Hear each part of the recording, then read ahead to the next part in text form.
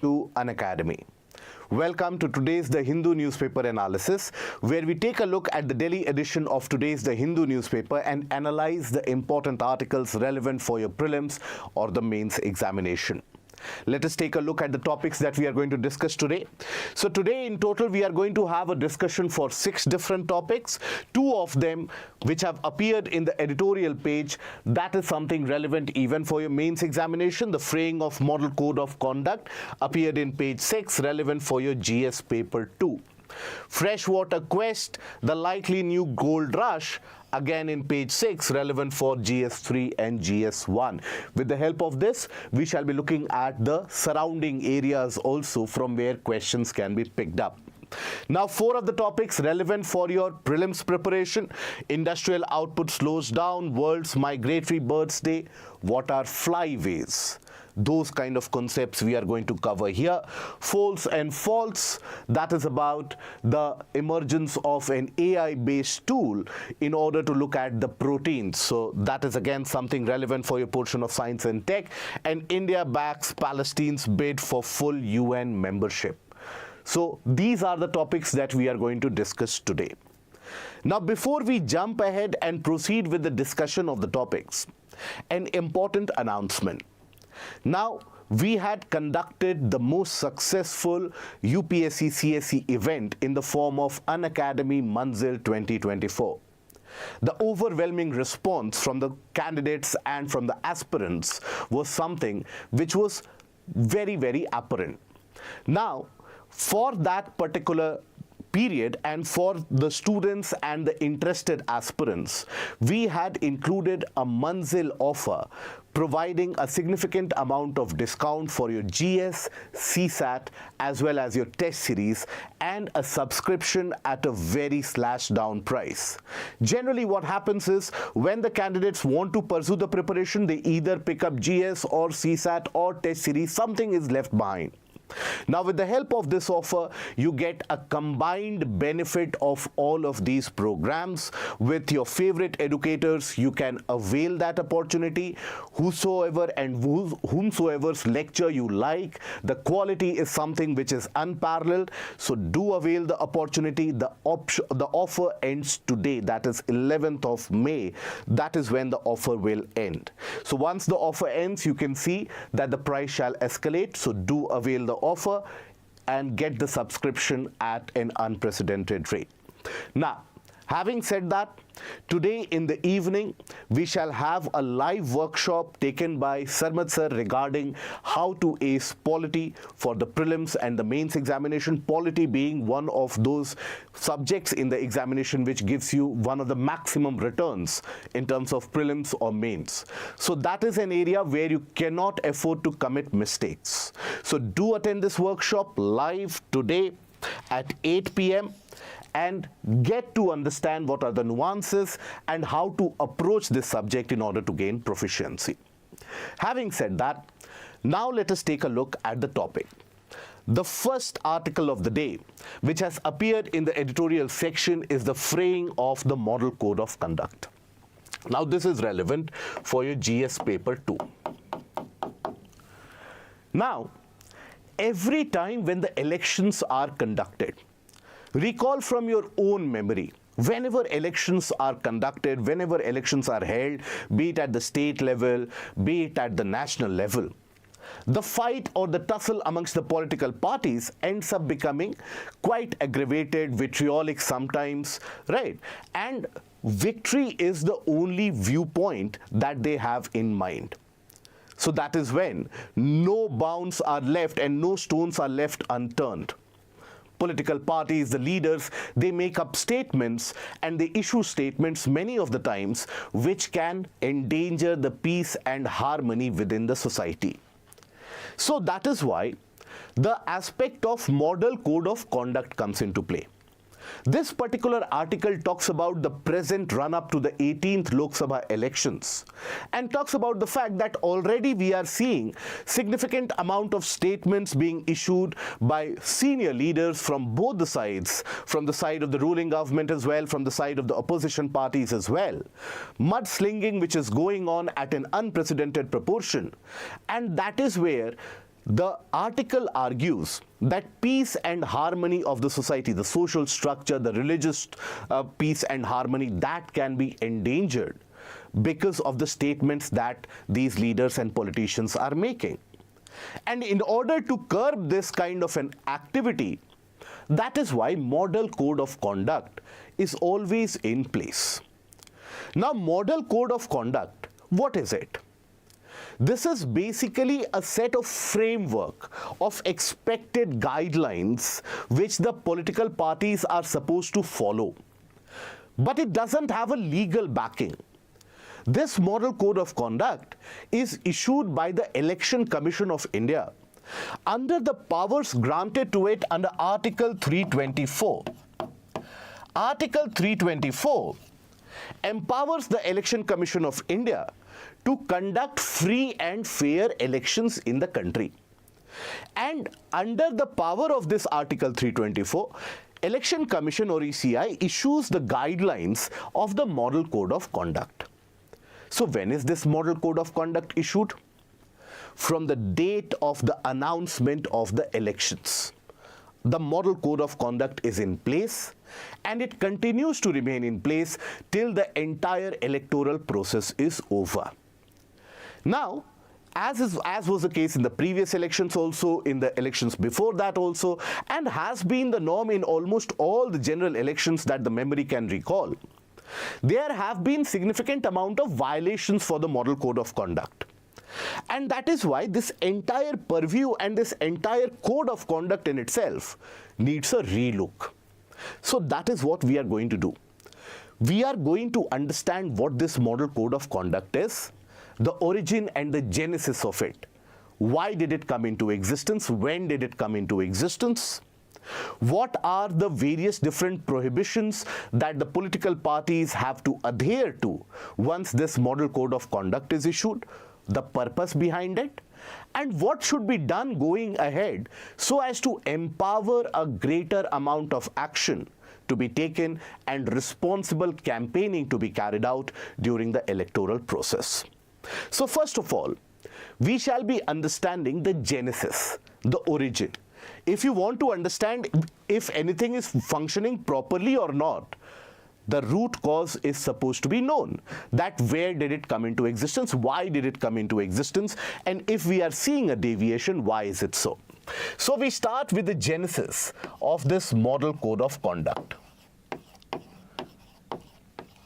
Now, most of you would be aware that this Model Code of Conduct, its origin lies in 1960. In 1960, when the Kerala state elections were supposed to be held, the state government issued a set of regulations which the political parties would adhere to in order to ensure that peace and harmony could be maintained and a basic decorum in the elections should not be lost. That was the first move. Then, this was something which became popular. It was voluntary at that point of time. People were not forced to adopt these rules. It was, by the way, a rule which was made by the State Assembly of Kerala. So that was the first step. It was basically in 1960. Kerala State Assembly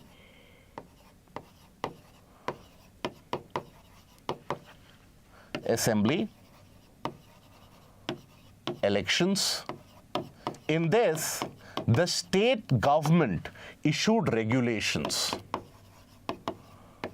Government issued regulations. Regulations for political parties on a voluntary basis. Now, the 1962 general election which followed, many of the political parties voluntarily adhered to this code of conduct because the understanding was that, look, the election season comes and goes. But what you say during the election season, during that electoral campaign, that stays. That remains in public memory. So let's not put the other person down in such a way that the basic decorum of public conversation, that is lost. So that is why in 1962 also, you had a wider acceptance of this. Then another step was taken in 1966. In 1966, you had the Conference of Parties. 1966, you basically had Conference of Parties, political parties,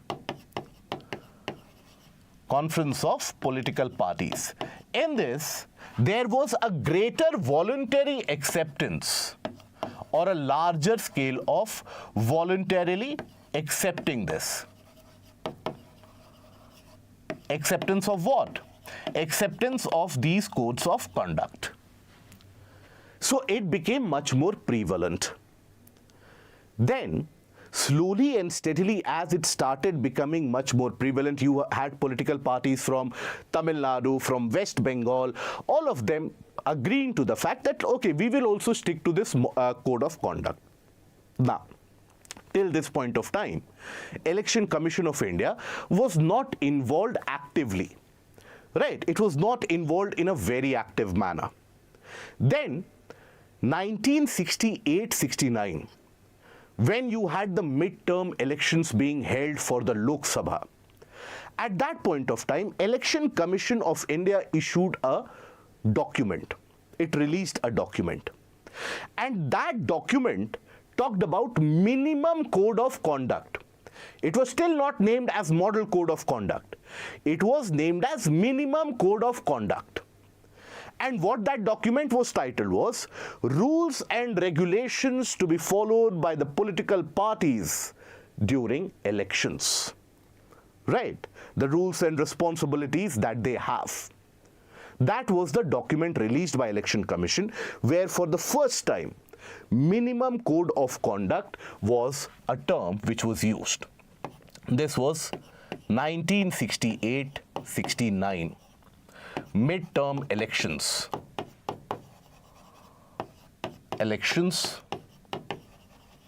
The general elections, the midterm elections which were happening, in that the Election Commission of India, ECI, issued a document. And that document talked about minimum code of conduct. It was titled Rules and Regulations to be Followed by the Political Parties During Elections. Now, it was again voluntary. No legal backing of this code of conduct was there. Now, the elections continued. And the Election Commission, meanwhile, based upon the observation that it saw in the background, it made various recommendations about how to strengthen this minimum code of conduct. Because it was very apparent that parties in power could exploit their position in power in order to sway the electoral choices by the voters, and similarly, parties in oppositions were not also adhering to the minimum required decorum. Mudslinging to the next level was happening. So, they brought about and they postulated certain changes.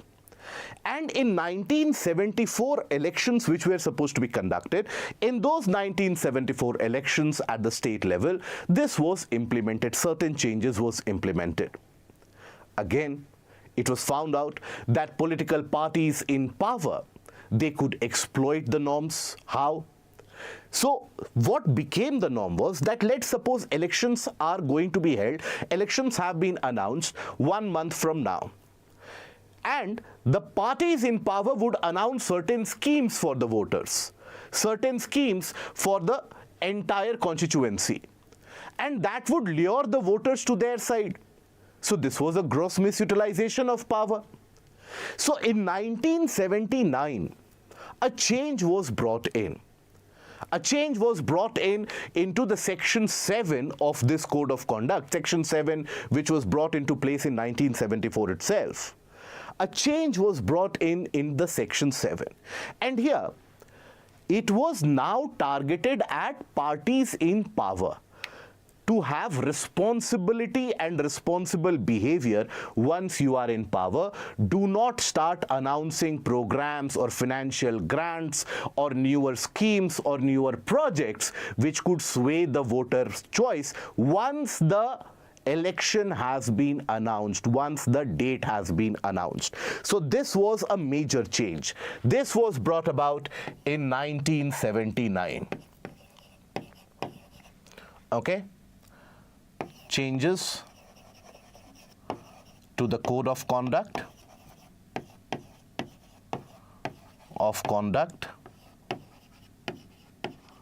and here basically what was targeted? Parties in power, in order to basically promote a kind of a responsible behavior and responsible action by the political party which is in power. That was done in 1979. Then again, there were few issues here and there where the code of conduct was being violated very frequently, and many of the people also took the route of the judiciary, that they found it very unpalatable, or they could not digest it, that how come Election Commission of India will dictate to us that whether we can say this in the election campaign or not. We are running on the ticket, Election Commission is not, right? So legislators are supreme. That is what the mindset has always been. So who is this Election Commission? What is their authority that they are issuing such regulations to us? So there were various different litigations which have been filed over a period of decades, challenging this very concept of model code of conduct. Election Commission on its part, taking a look at the previous elections which were held and the feedback that it receives, analyzing the violations that has happened, has amended this code of conduct furthermore and has strengthened it. So you had changes to it in 1982. That was a minor change. A major change happened in 1991. That is when the Election Commission of India had at its helm one of the most powerful bureaucrats that post-independent India has seen. In the form of T.N. Session, Election Commission of India was empowered enough to issue very strict guidelines. The Section 7 that I talked about, Section 7 about the union government and its responsibilities, everything, that was further strengthened.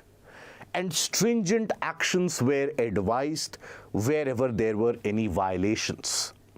So 1991 change was also significant. This was brought about by T.N. Session. Changes are made more stringent. Now, various different parliamentary committees have been set up over a period of time in order to understand where the lacunae has been.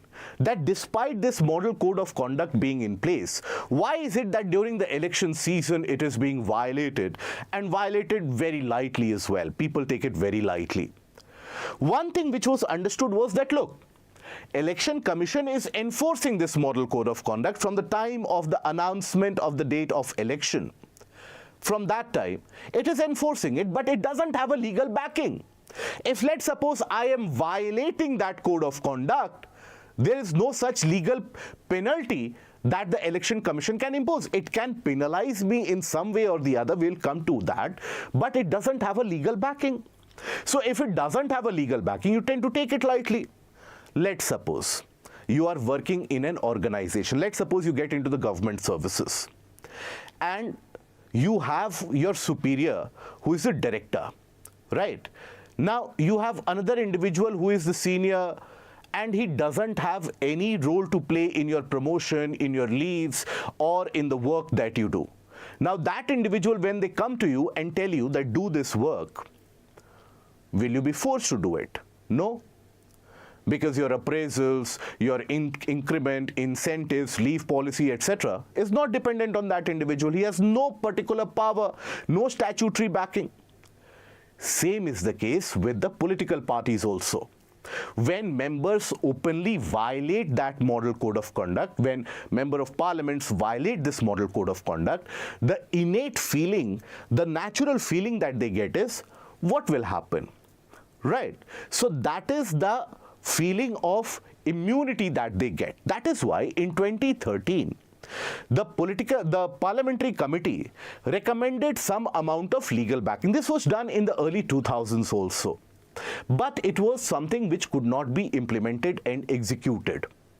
Then you had some changes being brought about in around the time of 2014 general elections, where the changes with regards to what can be done or what could be printed in the manifestos of the political parties, those changes were also talked about. And now when we are in 2024 elections, in the run-up to the 18th Lok Sabha, we face the same conundrum, we face the same issue, we face the same problem.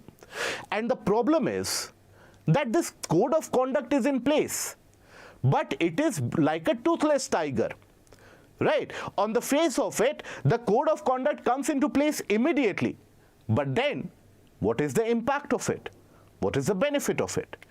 That is why one has to understand, first of all, what is it that Election Commission can do? If, let's suppose, someone is violating the code of conduct, what is it that Election Commission can do? But before that, under that code of conduct, what do you have to do? What is expected out of you? Is it the case that you have to wear clean clothes, etc., etc.? No. When the model code of conduct is in place, and it is in place, again I will repeat, the date when the elections are announced by the Election Commission of India, when it announces the polling schedule, everything, that is the date since the model code of conduct is in place and continues to remain in place till the entire electoral process is over. So the regulations within the code of conduct, the code in itself, what is the code? So here, primarily it is aimed at those political parties, those individual parliamentarians, for example, who would, let's suppose, initiate a scheme. A government can initiate a scheme when it is going out of power immediately before the elections, when the elections have been announced. Let's suppose tomorrow there are elections, or in my constituency, let's suppose in 1 week there is going to be elections which are going to be held. I announce that everybody will get 1 lakh rupees in their account as per a new scheme of the government. Imagine the sway in the voter opinion that will happen. Let's suppose I announce everybody under the age of 30 years will get a free motorcycle. Political parties have done that. Regardless of how funny it might seem now, political parties have indeed done something or that in this order. So here, in the code you have ministers and parliamentarians. Ministers and parliamentarians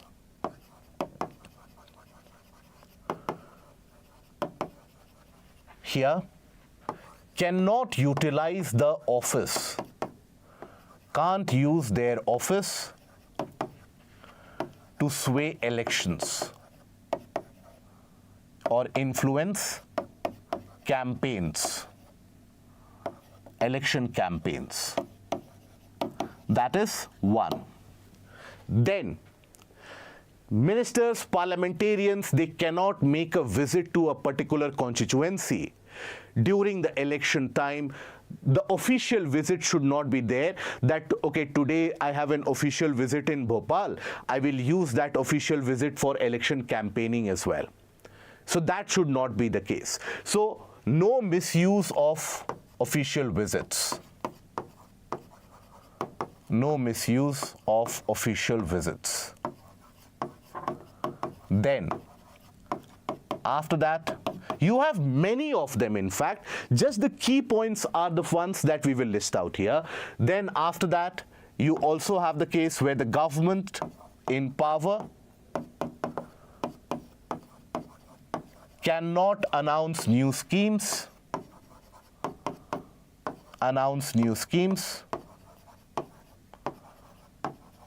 cannot go for foundation laying work or inauguration of an existing project. That can be done by the bureaucrats though, but not by the government in power, right?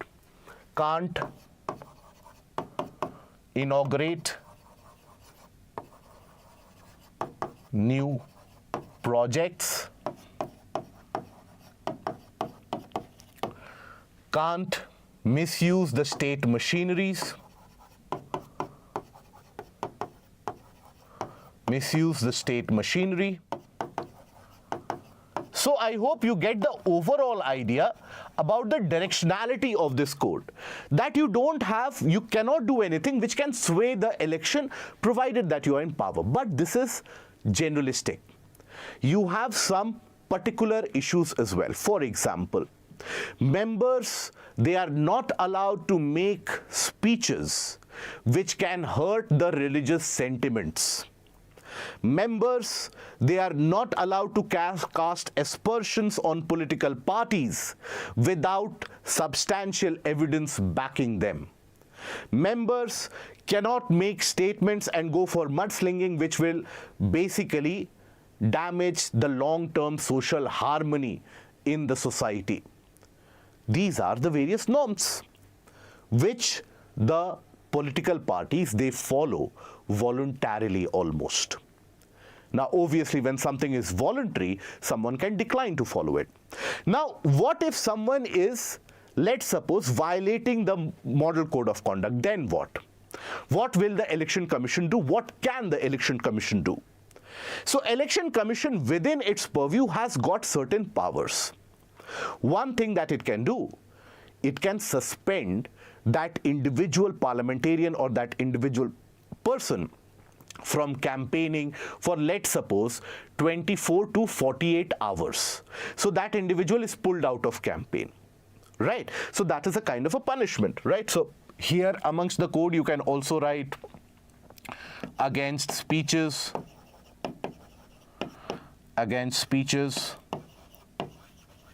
which violate peace or which endanger peace and harmony,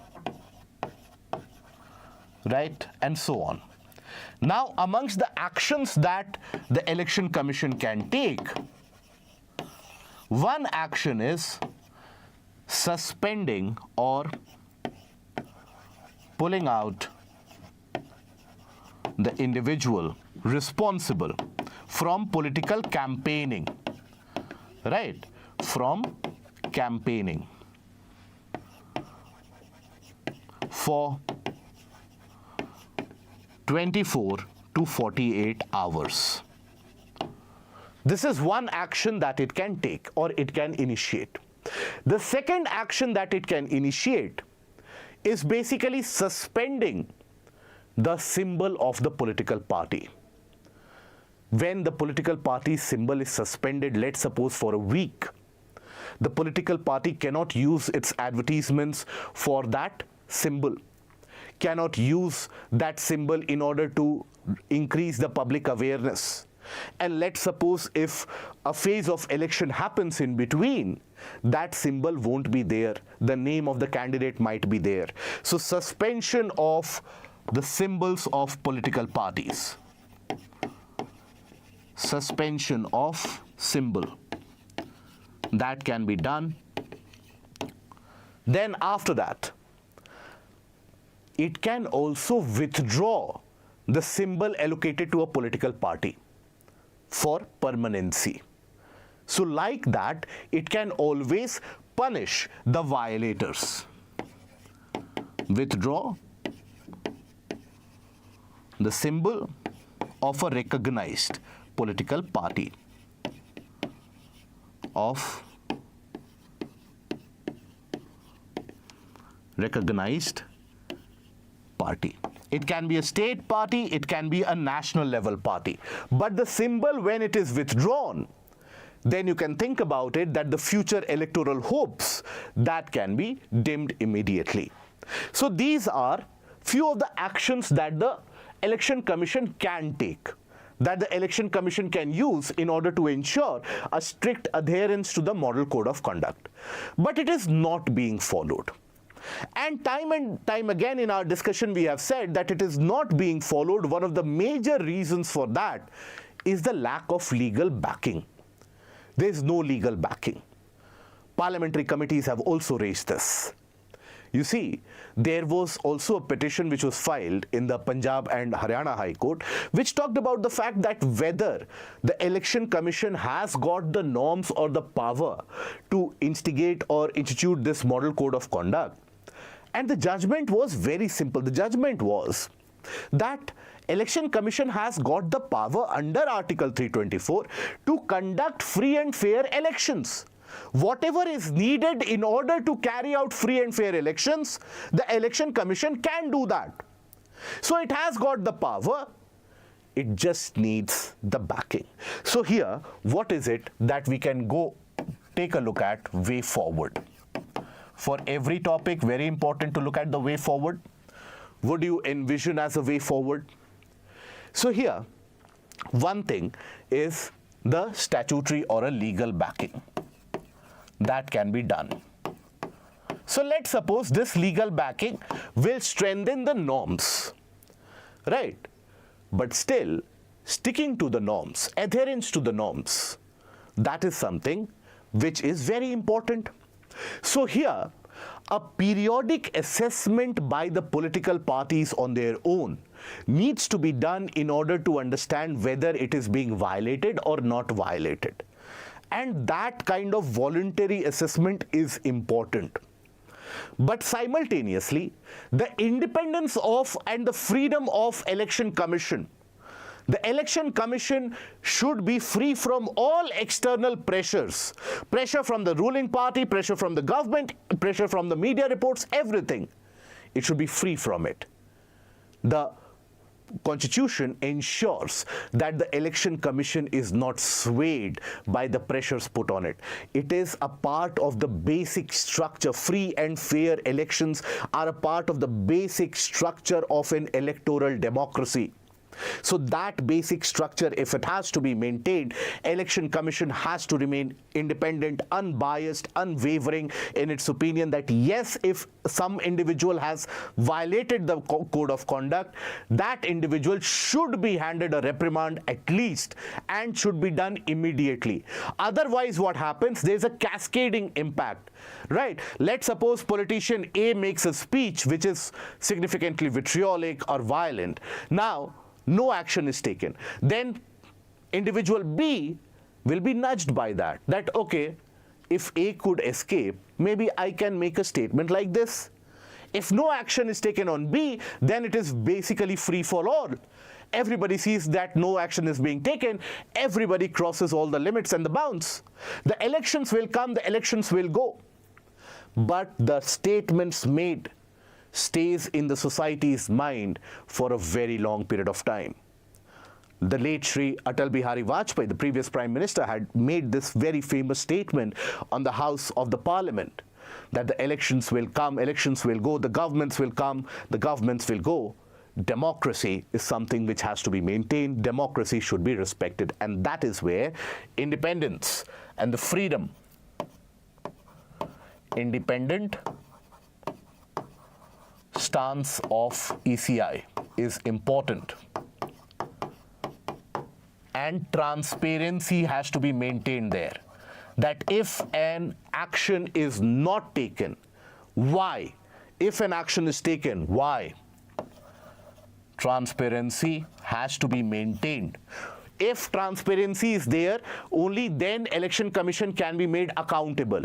Otherwise, if Election Commission simply obtusely opens or does the fact that it will start issuing, let's suppose, some warning, some kind of reprimand to some individuals, but for others not, then how will you hold the Election Commission accountable for this? How will you hold them responsible for this? Then, voluntary assessment. Voluntary assessment. That also needs to be carried out. Okay?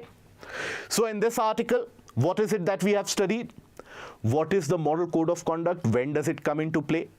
What is the genesis or the origin of this model code of conduct, the changes which have been brought about? What are the issues that, or what is the code expected to be followed?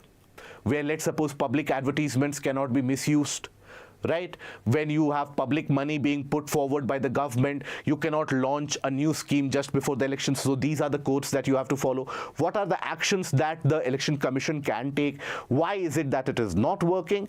And what can be done going forward? Okay, now moving to the second article, but before that, an announcement regarding today's special classes and YouTube session for your prelims preparation. So today at 6 p.m. on the app, you will have a special class dealing with the static portion of IR. So do attend that with the help of MCQs, sharpen your preparation. And at 7:30 p.m. on YouTube, you have the live session for art and culture through MCQs, understanding the important topics in art and culture, which will make it very easy for you to cover the subject. So do attend these sessions live, do participate in the questions, and get an idea about which area you have to focus upon and what are your strengths and weaknesses. Now, coming to the second topic. The second topic is again something which has appeared in the editorial section. That is Freshwater Quest, the likely new gold hunt. Now the topic is quite self-explanatory in terms of its language. It talks about the relevance and the importance of finding fresh water in today's day and age where water scarcity is very predominant. What this article talks about is the fact that underneath the ocean beds, in many of the areas, there have been presence of freshwater streams which have been found. And underneath the ocean beds, how do you get that freshwater stream? You do get that by the filtration and the removal of saline conditions as the water percolates, the movement and the cross currents which are generated. For example, underneath the Black Sea, you have a current of fresh water which moves under the region of the Black Sea beneath the sediments, owing to the currents from the Mediterranean, which moves at a speed of close to around 4 miles per hour. So there are such streams. Now what this particular author argues is the fact that let's concentrate on extracting that fresh water. India can take a leap in extraction of that fresh water. While we analyze the pros and cons of this entire argument, one particular fact which is a reality is that fresh water is present in significant scarcity. Across the globe, the dominance is there of saline water, salty water, what you see in the oceans and the seas of the world. Fresh water is present in very little proportions.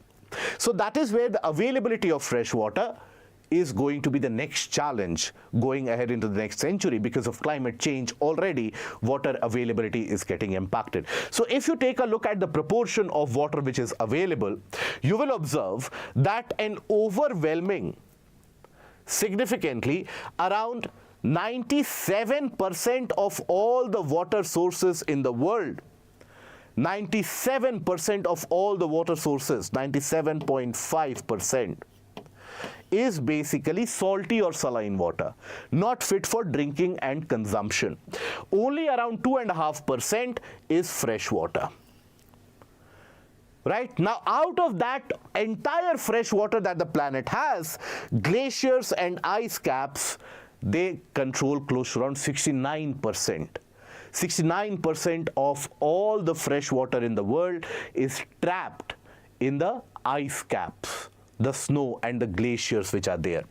Groundwater, underground water, includes 30% of the fresh water. Right? So together they make out to be how much? Close to around 98 to 99% of all the fresh water is either in the ice caps or underground. Only around 1 to 2%, less than 1% of that fresh water that you have is present in the form of rivers, lakes, other aquifers that you see, vapor in the atmosphere, etc. When you think about the rivers and the lakes, you think that this is the largest water body that you have ever seen that could ever exist in the world. But imagine all those mighty rivers that you can think of, they carry only 0.2 to 0.4% of the fresh water in the world, which tells you that by depending on that 0.4%, our sources of fresh water are limited. we are bound to run out of it due to the overall heat wave and reduced rainfall which we are receiving. That is where the article argues that, look, this groundwater which is around 30%, some substantial amount of that groundwater is present underneath the oceans also. So let us start extracting that. Now the oceans, they are governed by an international law. That is United Nations Law on Sea Convention of 1982, what is known as UN Clause. UN Clause has replaced the Convention on Continental Shelf or the Geneva Convention of 1958. So that is what governs the entire maritime areas. So in the maritime areas, you have the UN Clause, you have the United Nations Law on Sea, UN Clause, 1982. Now, this basically demarcates the area which you can utilize in the oceans, the area where you can have the economic exploitation.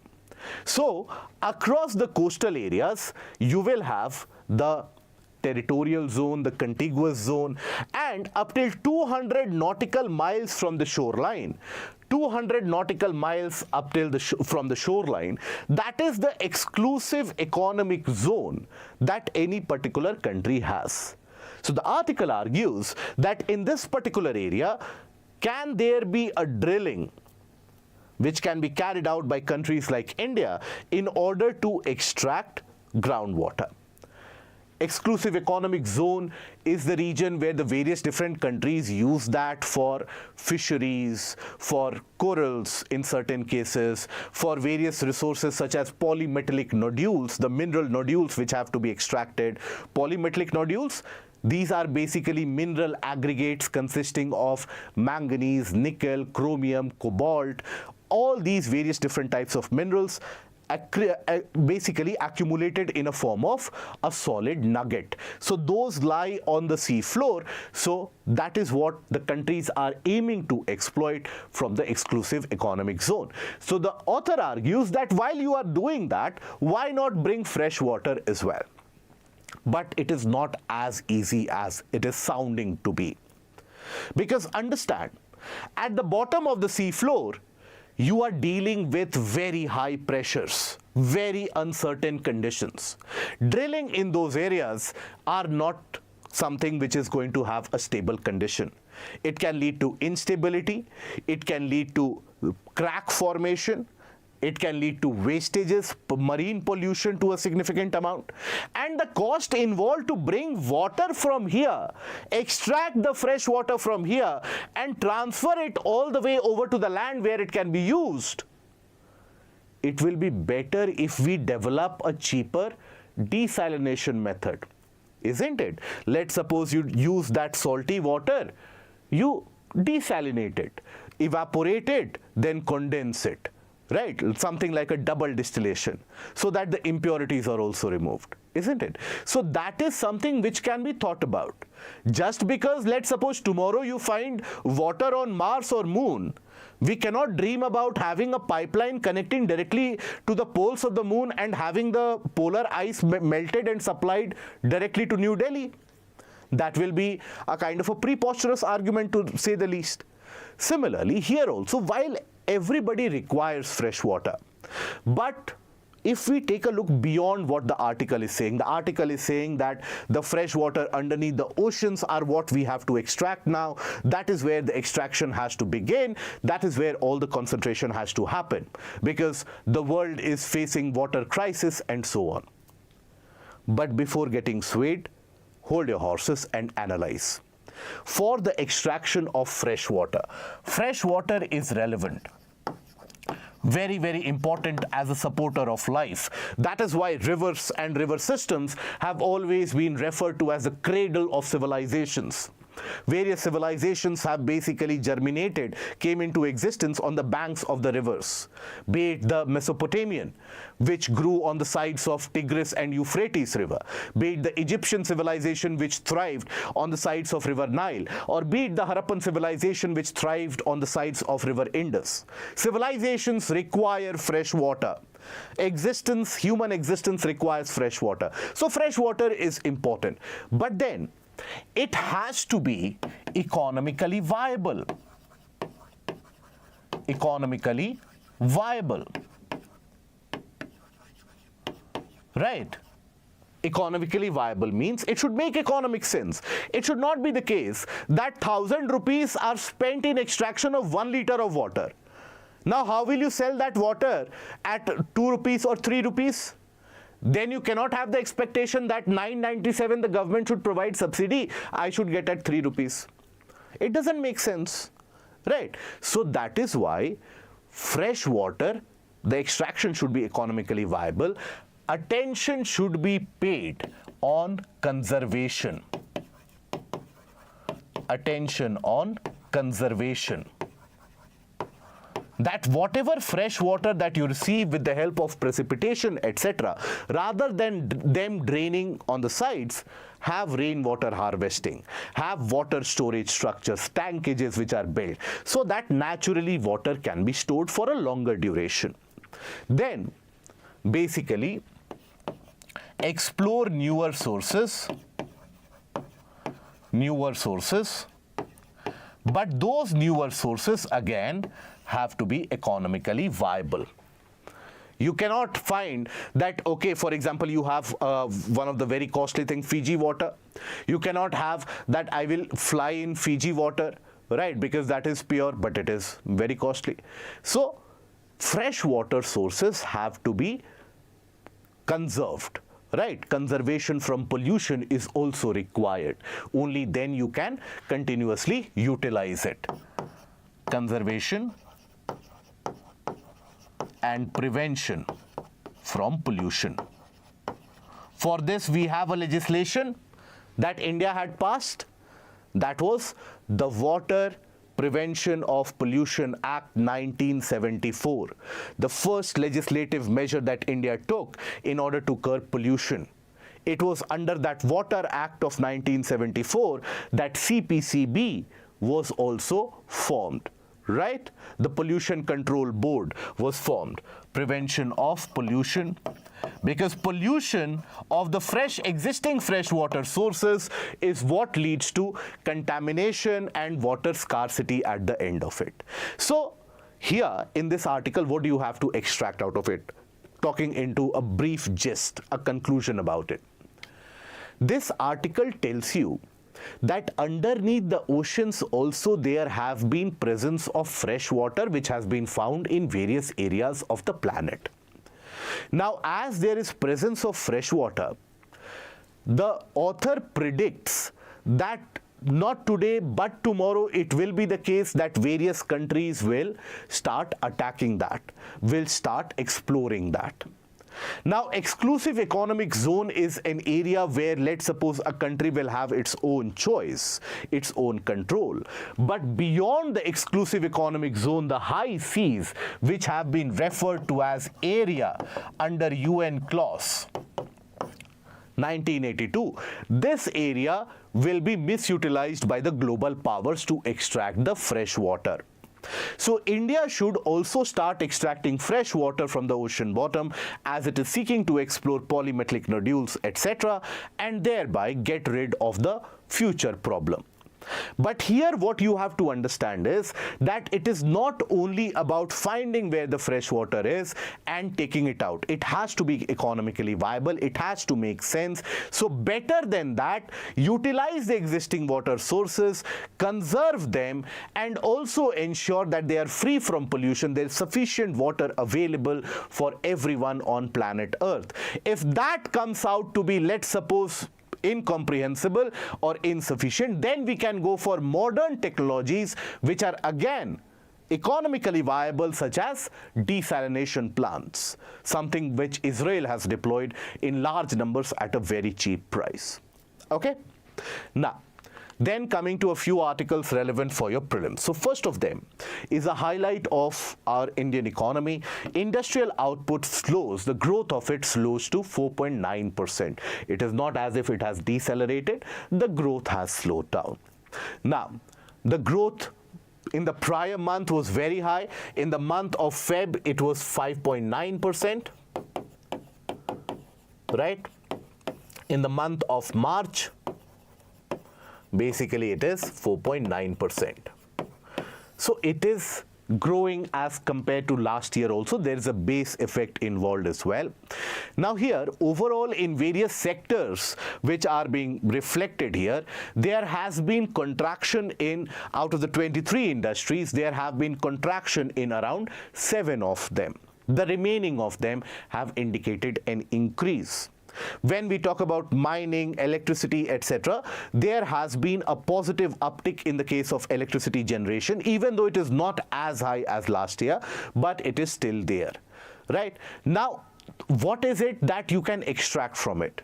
Is it something that the data pointers are required for your prelims? The answer is no. You don't have to learn these data pointers because these are monthly data pointers which eventually will go out of circulation. What you have to look at it is the trend. The trend indicates that the manufacturing sector in the country is doing particularly well. It is not doing extremely well. There is a scope of improvement there also, but it is doing well. And that is indicated by the amount of electricity which is generated. Having said that, if the growth rate in electricity is, let's suppose, starting to stagnate, that means the growth in the industries are not happening at the same level. And India, as of now, for at least the next 10 years, requires that regular, significant growth in the electricity demand by the industries. Why? That means more production is happening, that means more jobs are generated, that means the economy is going to progress. Okay? So that is basically the industrial output. So here you would observe manufacturing grew at a 5-month pace of 5.2%. So manufacturing sector is doing good. Some pockets are not doing so well, but overall the outlook is positive. Then the day of the Globetrotters. This has appeared as a kind of a picture in the first page itself. And this image talks about the flamingos traveling in Mumbai. And this talks about the World Migratory Bird Day. Now, migratory birds, the migratory species of birds, they are also very important in order to maintain the natural balance. Many of the times these migratory birds end up transplanting certain seeds from one region to another, leading to introduction of newer species in other area, leading to introduction of forests and introduction of vegetation in the first area. But then these migratory species, they travel long ways and long distances. So that is where the conservation is important. Now, what is it that we can extract from this topic? So the conservation of these migratory species, let's suppose a particular bird which is living in Siberia happily, right, experiences that during the winter the conditions are so very cold, it is very difficult to get any food as well. So during the winter it comes over to, let's suppose, Gujarat in a wetland, or Maharashtra. It migrates, right, gets adequate amount of fish, adequate amount of food, and then again, let's suppose, migrates back during the peak of the summer. Now, for the conservation of this migratory birds, you need conservation at Siberia also, at Gujarat also. If, let's suppose, this bird is conserved to the hilt in Siberia, that absolute conservation, no one is allowed to even come near the area where the bird is. But let's suppose in Gujarat it is a free market, that okay, whosoever wants, take that bird, get it in your house, have let's suppose have the bird sing, etc., etc. So then what will happen? If in one area it is being hunted, it is being oppressed, then basically the bird population declines. That is why the world in 1979 arrived at a convention for the conservation of these migratory species. So what is also referred to as Bonn Convention. Bonn Convention, which is also known as the Convention on Migratory Species. On migratory species.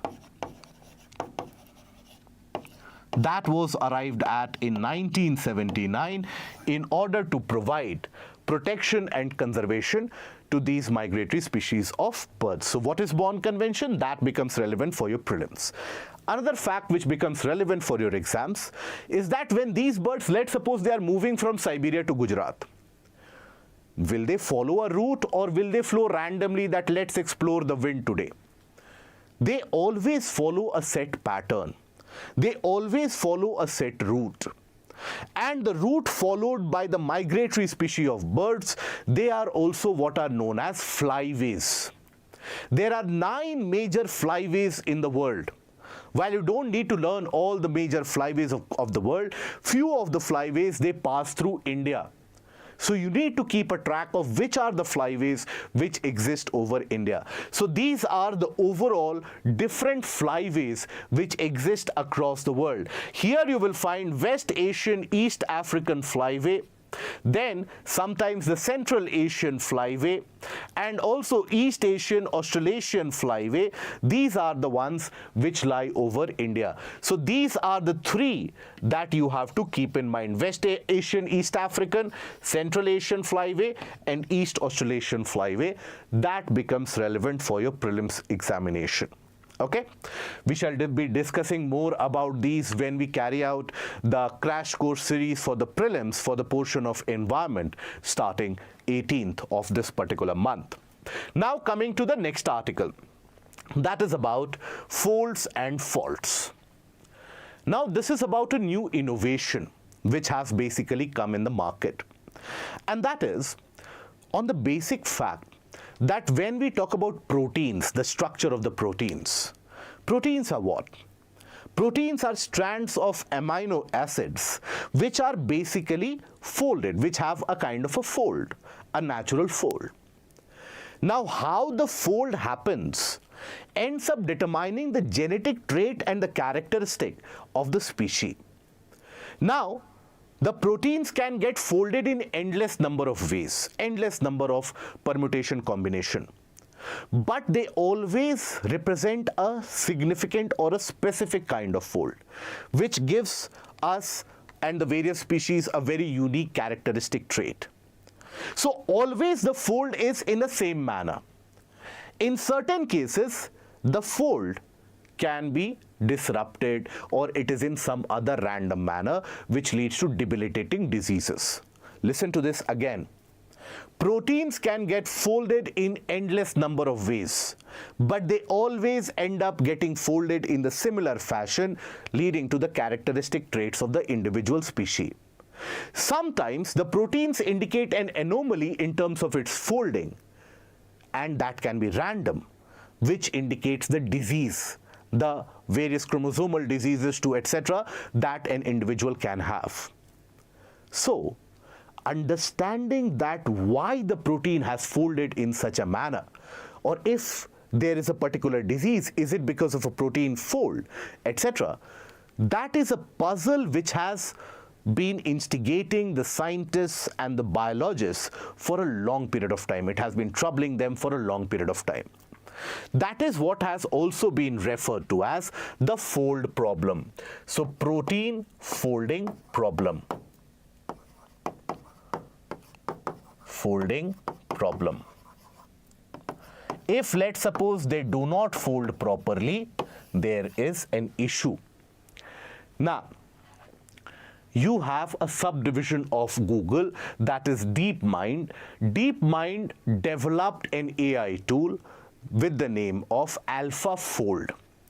AlphaFold was an AI tool, AI mechanism which could basically analyze the protein folds, which were much faster than what your human examination can do. Now, AlphaFold 3 has been released. AlphaFold was followed by AlphaFold 2, and now you have AlphaFold 3. AlphaFold 3 is an AI tool released by DeepMind to analyze these protein folds within a matter of seconds. What can take a normal human scientist or researcher maybe years to calculate, that can be done in seconds. So that is what the news story is about. AlphaFold 3. To solve this protein folding problem. Now here, this will enable the scientists and the researchers to understand that in what frequency is the folding, anomalous folding happening. Is there a particular trend behind this or not? If it is there, by case and sample studies, maybe improve the drugs and the diagnostics as well. Maybe have a better diagnostic tool at the solution of the mankind as well. So that is why it has got huge potential to treat some disability causing diseases and further increase the human capacity. So for your prelims, what is relevant is what is AlphaFold 3. Okay, it is basically developed by what? DeepMind. DeepMind, which is a subsidiary of Google. Subsidiary of Google. Okay, so that is relevant, and what it solves, the protein folding problem.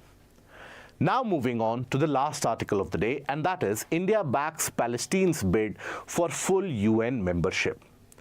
Now, it was a very eventful day in the UN, where you had very passionate speeches made from both the sides, and eventually you had the representative from Israel making a passionate plea, getting on the dais with a kind of a paper shredder, etc. So it was an eventful day, to say the least.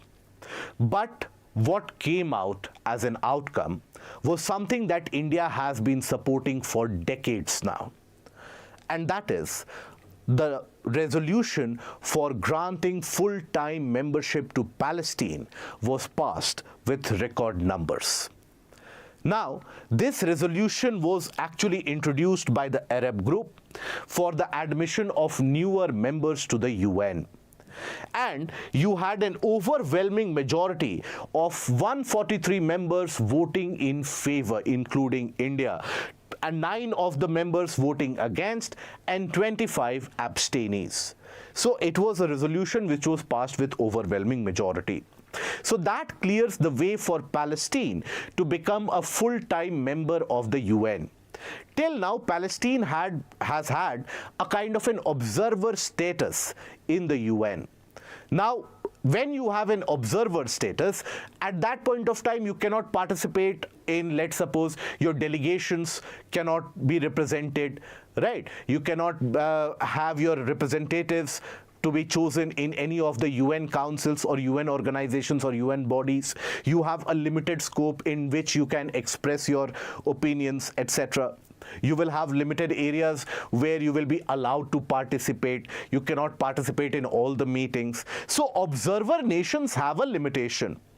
Now, once they get the full-time membership, which is supposed to be resumed or which is supposed to be in action from the month of September when the General Assembly gets into session, once they get that full-time membership, then you will have the electoral process. People from the Palestinian representatives can be elected to various bodies of the UN also.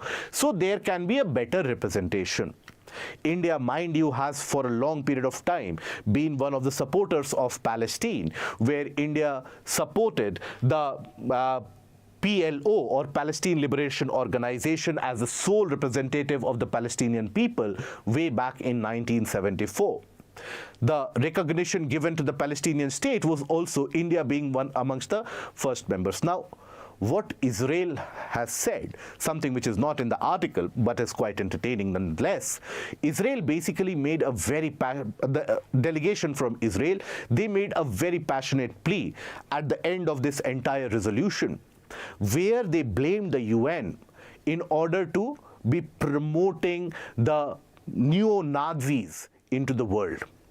that new age Nazis are being brought into the world.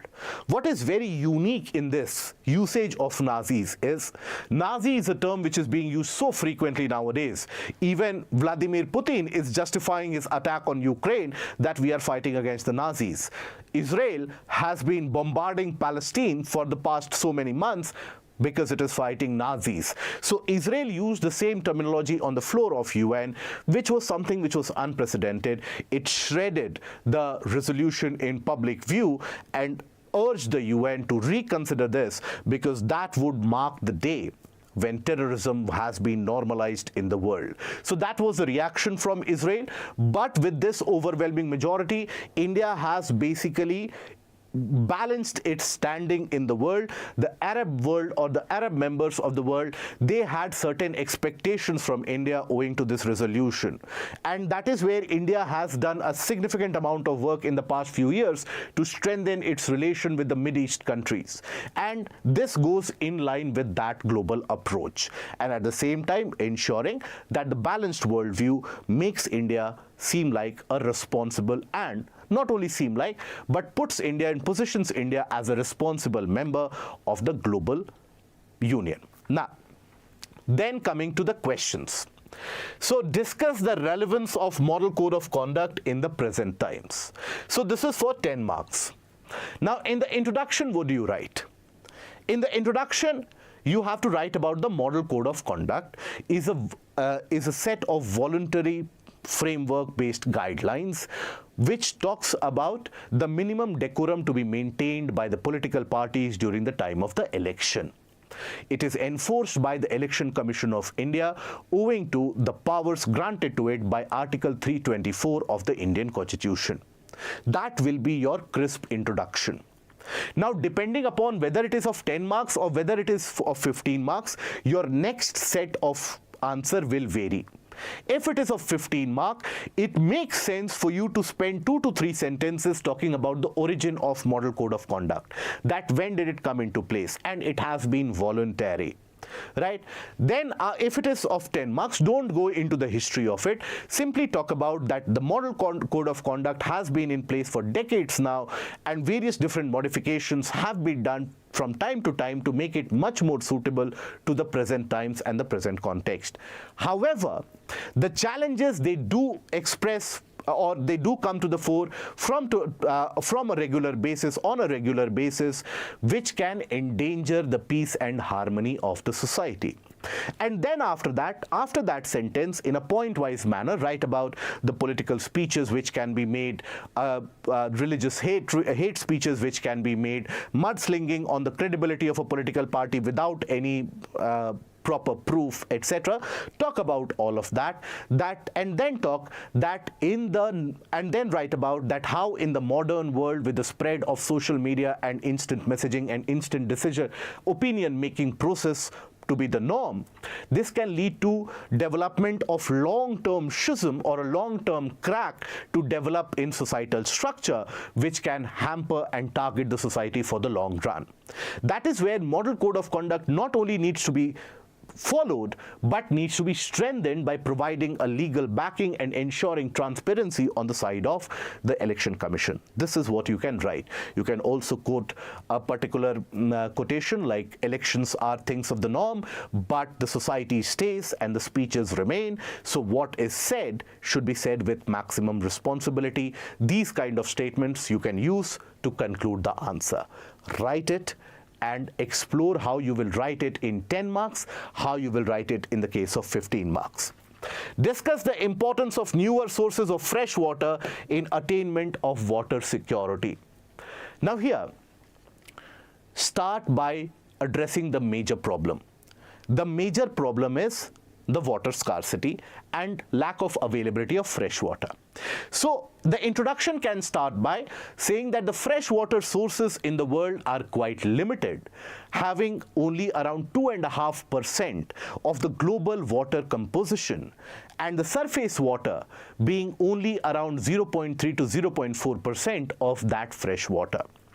So, due to global warming and climate change, water scarcity is something which various countries are facing. Developing and underdeveloped countries are expected to be impacted much more and much greater in the coming days. Then in the body portion discuss about that how the present day water sources are being exploited, polluted and are getting depleted, due to which there is a scope for expanding the search for freshwater sources. Then talk about in brief, like a case study in one paragraph, talk about the presence of fresh water underneath the ocean beds also, which can be extracted, and there can be desalination plants also. So because here no particular area is targeted, that write only about that underground water or desalination, take this opportunity by a bubble image. For example, new sources, you can write it in a creative manner. New sources, okay, put a rectangle and write a kind of that undersea groundwater. This you put under a circle or a bubble. Then let's suppose you write here desalination, okay, of existing seawater. You put it under a bubble. Like that, newer sources that you talk about, precipitation, capture, etc., and the importance of it. But conclusion has always to be that these newer sources do not confer a permanent solution for water scarcity. What needs to be done at an individual level, at the level of the state machinery, is the conservation of water and decontamination of existing freshwater sources. Only then can we envision a journey from water scarcity to a water security. Okay, that is how you can write the answer. So that brings us to the end of our discussion for today. I hope that it has added to some of your existing knowledge set and your knowledge arsenal. Till we meet again, do take care of yourself, and if you have liked the video, please don't forget to click on the like, share and the subscribe button. Thank you.